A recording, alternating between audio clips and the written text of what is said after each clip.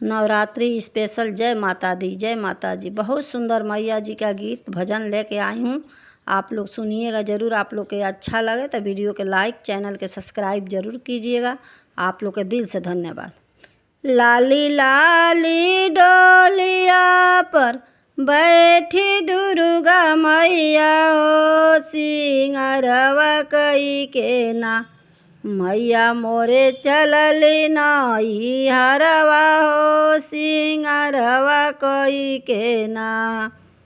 लाली लाली डोलिया प बैठे शायर मैया हो सिंगारवा कई के ना, मैया मोरे चलली नाई हरवा हो सिंगारवा कई के ना, मैया मोरे चलली नई हरवा हो सिंगारवा कई के ना।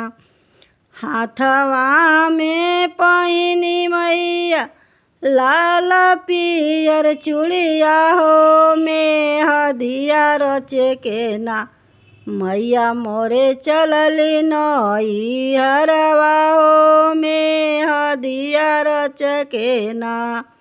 हाथवा में पहिनी मैया लाल पियर चूड़िया हो में हदिया रच के ना, मैया मोरे चलली नई हरवा हो में हदिया रच के ना, मैया मोरे चलली नई हरवा हो में हदिया रच के ना।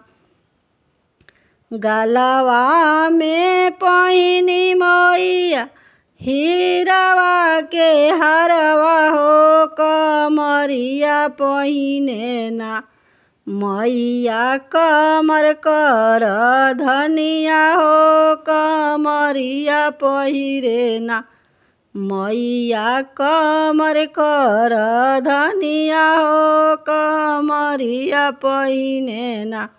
गलवा में पहिनी मैया हीरावा के हरवा हो कमरिया पहिने ना, मैया कमर कर धनिया हो कमरिया पहिरे ना, मैया कमर कर धनिया हो कमरिया पहिरे ना।